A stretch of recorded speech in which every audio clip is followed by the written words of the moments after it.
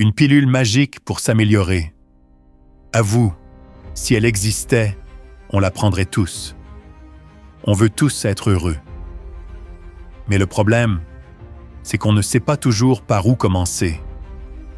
Est-ce qu'il faut gagner plus d'argent? Suivre sa passion? Tout plaquer et aller méditer dans un temple au sommet d'une montagne? Chacun a son avis, mais aujourd'hui, je vais te partager une réponse claire. Pas une théorie fumeuse, mais une formule éprouvée depuis des siècles. Une véritable recette du bonheur. Les Japonais l'appellent Ikigai. Ça veut dire, à peu près, raison d'être. Mais attention, atteindre son Ikigai, ce n'est pas juste trouver un hobby sympa. C'est réunir 4 éléments essentiels. Si l'un d'eux manque, ton bonheur sera toujours incomplet. Le premier élément, c'est que ça doit être quelque chose que tu aimes. Tu sais, ces moments où tu oublies tout le reste, où tu es totalement absorbé. Les experts appellent ça l'état de flow. Nous, on appelle ça l'amour. C'est pour ça qu'on aime autant peindre, danser, jouer de la musique, lire ou simplement passer du temps avec quelqu'un qu'on aime. Parce que dans ces instants-là, on est pleinement vivant. Deuxième élément, ce que tu fais doit être utile au monde. On est fait pour contribuer. Dans les tribus anciennes, tout le monde avait un rôle vital. Chasseur, cueilleur, soigneur, bâtisseur. Chaque effort avait un impact direct sur le groupe. Aujourd'hui, c'est plus compliqué. Beaucoup ont l'impression que leur boulot ne sert à rien, que même s'ils disparaissaient du bureau, personne ne s'en rendrait compte.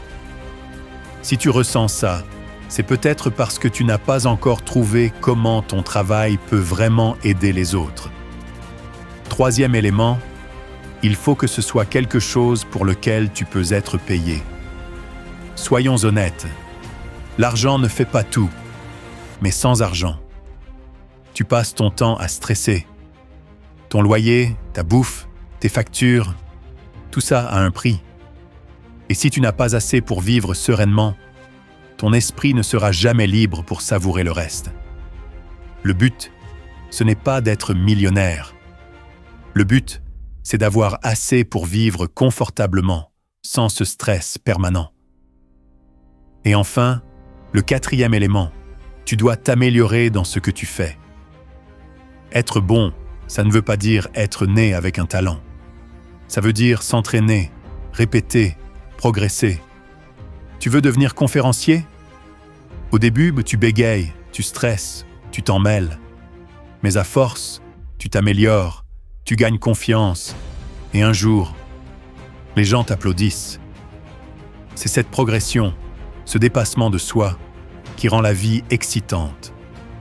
Voilà le cœur du Ikigai.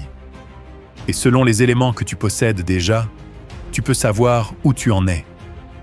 Si tu fais quelque chose que tu aimes et dans lequel tu es bon, tu as une passion.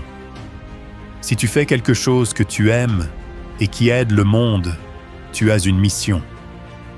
Si tu es bon dans quelque chose et bien payé, tu as une profession. Si tu es payé pour quelque chose qui aide le monde, tu as une vocation.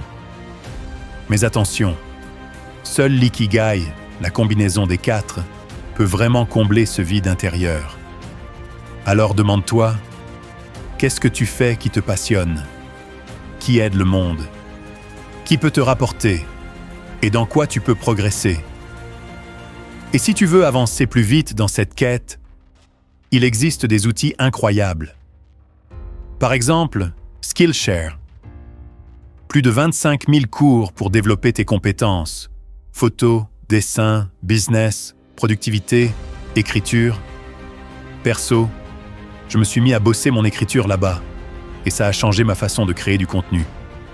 Franchement, ça vaut le coup si tu veux trouver ton Ikigai. Alors n'attends pas. Lance-toi, explore, apprends.